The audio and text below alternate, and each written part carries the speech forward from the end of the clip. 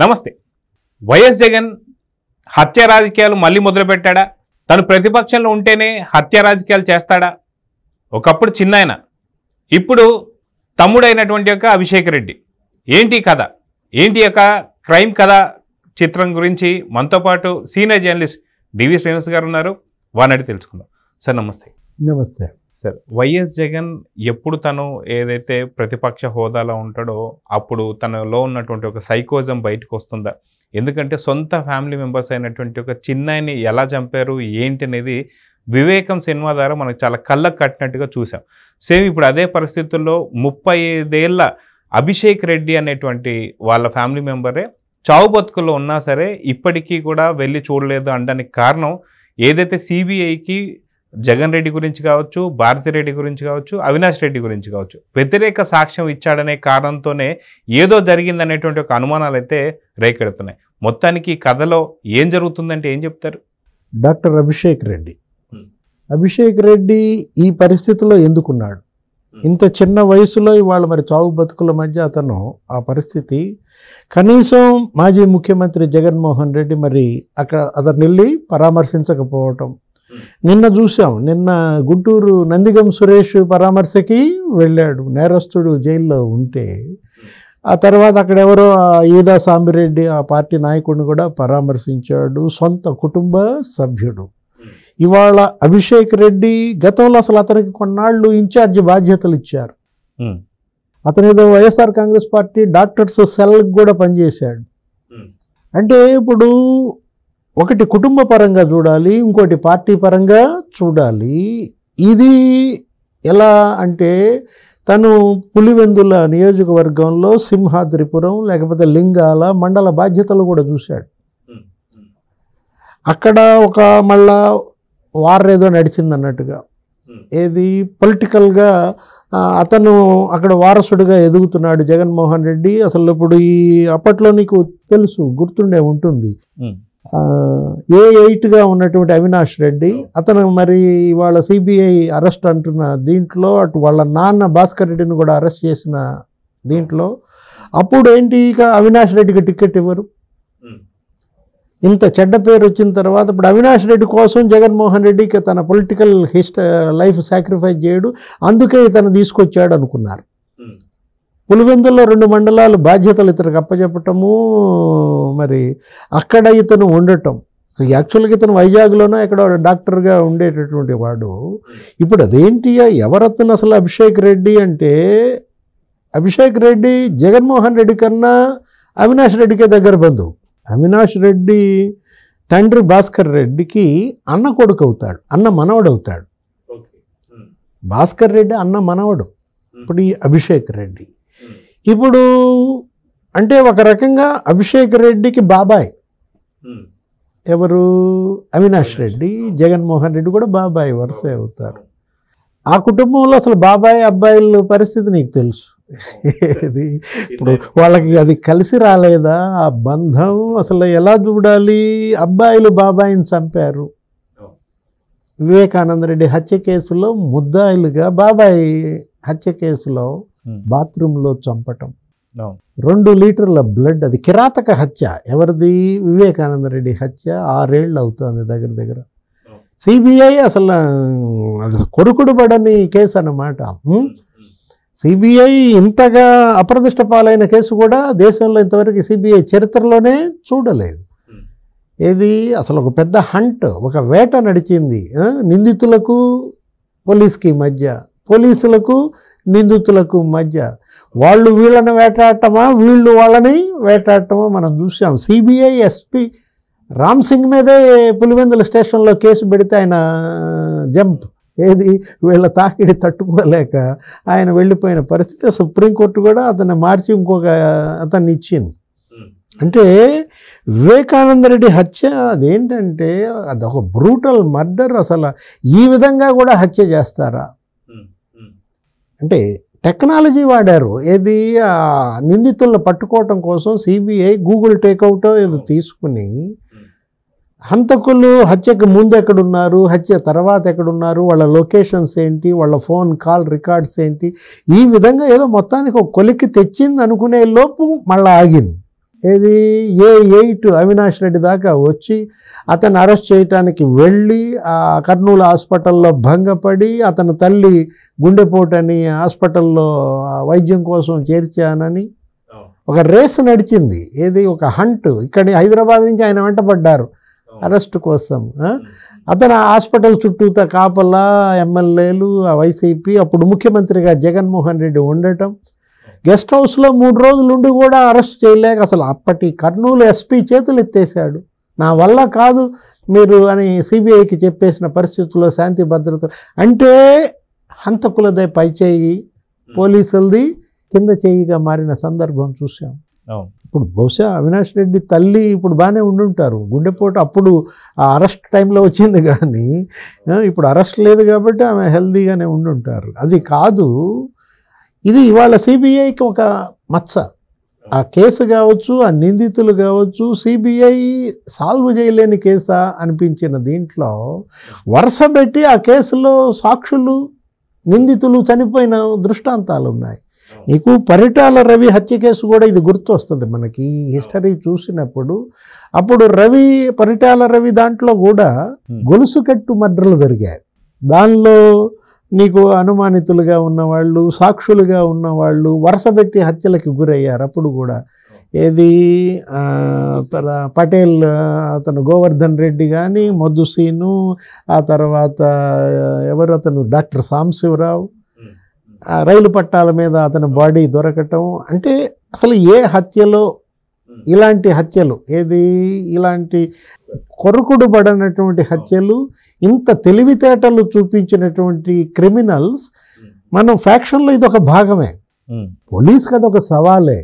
కాకపోతే పోలీసు ఇక్కడ వెనకడుగేయటమే పిటి. ఇప్పుడు ఆ పరిటాల రవి హత్య కేసు, గొలుసు కట్టు మర్డర్లు, డాక్టర్ సాంబశివరావు, లేకపోతే పటేల్ గోవర్ధన్ రెడ్డి, వాళ్ళందరూ ఇప్పుడు ఆ మొద్దు సీను, ఓంకార్ మనం చూసుకుంటూ వచ్చిన దీంట్లో నెక్స్ట్ ఈ కేసు సవాల్. ఏది వివేకానంద రెడ్డి హత్య కేసులో కూడా ఇలా సాక్షులు, మన సునీత కూడా సందేహం వ్యక్తం చేసింది. అనేక సార్లు సిబిఐ దృష్టికి తీసుకువెళ్ళింది.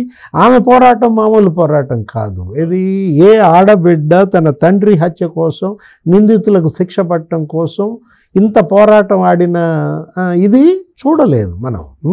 కాకపోతే ఇప్పుడు ఈ ఎలక్షన్ దరిమిలా ఈ 3 నెలల తర్వాత మళ్ళీ సునీత కూడా ప్రజా తీర్పు, మరి అవినాష్ రెడ్డి ఏదో చావు తప్పి కన్నులట్టబోయినట్టుగా నీకు బయటపడ్డాడు ఒక 60,000 ఓట్ల మెజార్టీతో. ఇప్పుడు కొంచెం తను డల్ అయినట్టుంది, లేదు కొంత ఆగినట్టుంది. సిబిఐకో కోర్టులకో కొంత స్పేస్ ఇచ్చినట్టుగా ఉంది. ఈ వివేకానంద రెడ్డి హత్య కేసులో కూడా నువ్వు చూసుకున్నట్లయితే ఇతను గంగాధర్ రెడ్డి లాగా చనిపోయాడు. ఈ కేసులో సస్పిషియస్ డెత్. శ్రీనివాసల్ రెడ్డి అనే అతను ఇలాగే చనిపోయాడు, సస్పిషియస్ డెత్. ఒకడు నిద్రలో ఉన్నాడు, నిద్రలోనే పోయాడు. అది అనుమానాలు. ఇది పోలీసు కూడా అది అనుమానాస్పద మృతిగా పేర్కొన్న దీంట్లో. అతనైతే ఎవరు శ్రీనివాసల్ రెడ్డి సూయిసైడ్ అన్నారు, కానీ అది సూయిసైడ్ కాదు, అది సస్పిషియస్ డెత్ అన్నారు.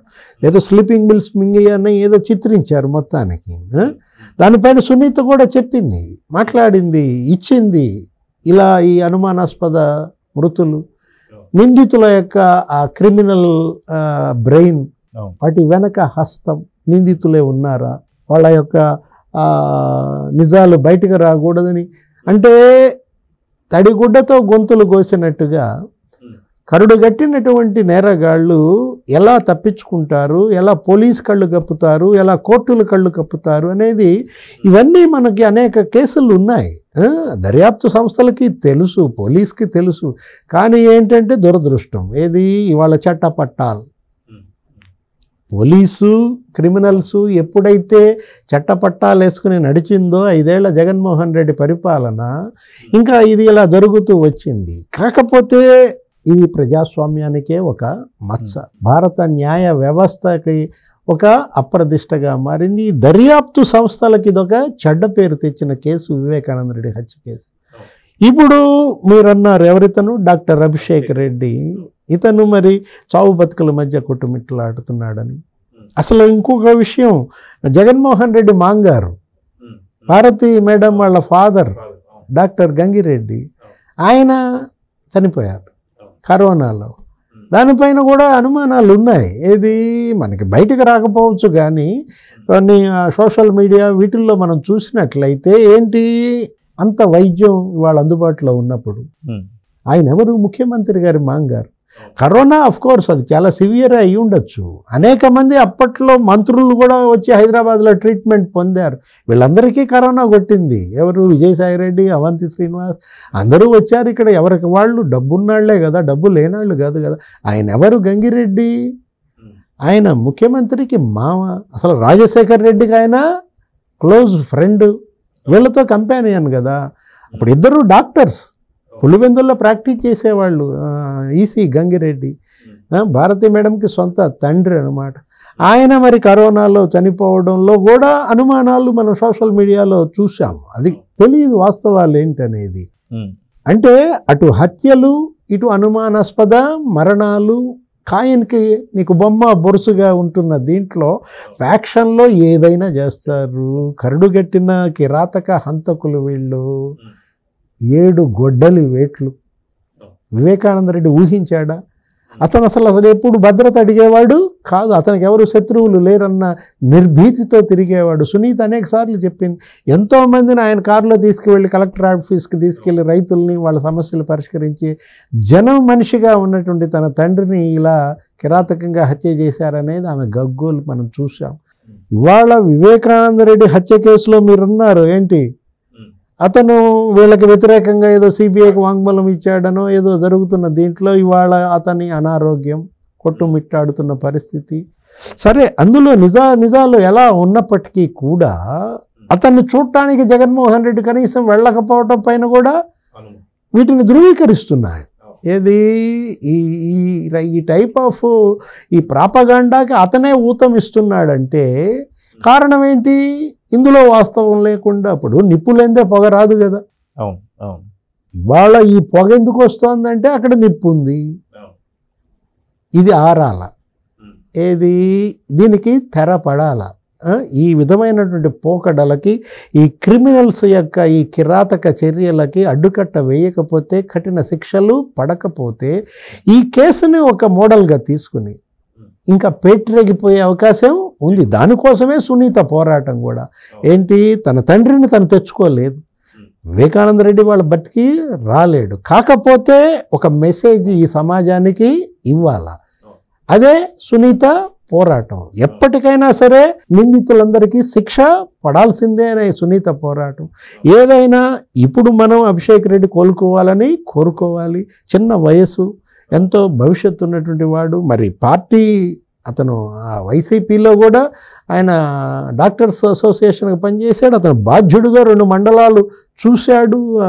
అలాంటి పరిస్థితుల్లో పార్టీ అధ్యక్షుడిగా కనీసం మరి జగన్మోహన్ రెడ్డి వెళ్ళలేదంటే రేపొద్దున వెళ్తాడా తర్వాత చూడాలా. లేదు, అతన్ని వెళ్ళనీయకుండా ఆపుతున్న అదృశ్య శక్తులేంటి? అయితే గతంలో బాబాయ్, ఇప్పుడు అబ్బాయి, రేపొద్దున సునీత షర్మిల కూడా కావచ్చా అంటే ఈ బాబాయ్ అబ్బాయిల గోలేంటి? ఇప్పుడు బాబాయిని అబ్బాయిలు చంపారనేది మనం కేసు, సిబిఐ కేసు. ఇప్పుడు ఈ అబ్బాయి అనారోగ్యానికి బాబాయిలే కారణమా అనేది ఇవాళ సోషల్ మీడియాలో నడుస్తున్న చరిత్ర. దురదృష్టం. బాబాయ్ అబ్బాయి బంధం వైఎస్ కుటుంబానికి కలిసి రాలేదా? మనకు తెలుసు ఏంటంటే వాళ్ళిద్దరి మధ్య మంచి బంధం ఉంటుంది. ఏది, నాన్న తర్వాత నాన్న కదా చిన్నాన్న అంటే. అలాంటి చిన్నాన్నని చంపుకునే కొడుకులా, ఇప్పుడు కొడుకును చంపుకునే చిన్నాన్నలా ఎలా చూడాలా? సో చూద్దాం సార్. ఖచ్చితంగా వైఎస్ ఫ్యామిలీలో ఎందుకు బాబాయ్ అబ్బాయిలకి ఇలా జరుగుతుందంటే నిజంగా పైన వివేక సార్కే తెలియాలి. చూద్దాం ఏం జరుగుతుందో. నమస్తే.